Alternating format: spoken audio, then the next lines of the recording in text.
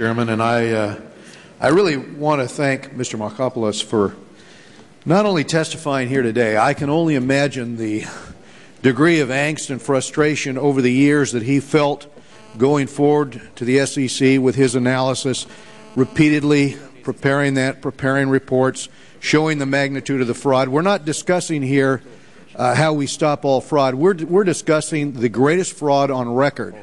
We're talking about a systemic fraud here that has done untold damage, really, to confidence of the system.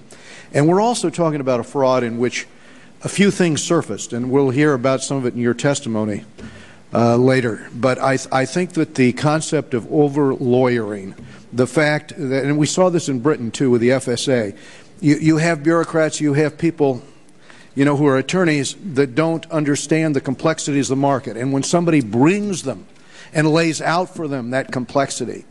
This was a discovery that was made in Britain, actually, after they missed Northern Rock. After they missed a number of things, they said, well, we've got to reach out and bring into our FSA people who have experience in the markets to unravel some of the intricacies. And this was what I think was partly missing here. But also what was missing was the type of discipline which would cause someone to sit down and try to walk through and understand. There was not the capacity on the part of many of these attorneys, I take it, to really follow what you were laying out for them.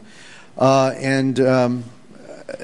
I guess hits all of us the most is that you didn't give up on these efforts. You tried repeatedly, and you tried to encourage others to look into this in order to protect investors, not only here but around the world. And for that, we want to express our appreciation for you being here today.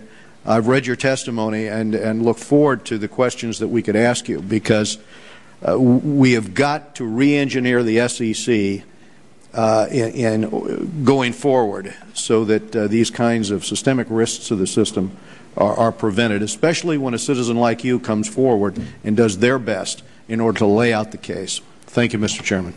Thank you very much, Mr. President.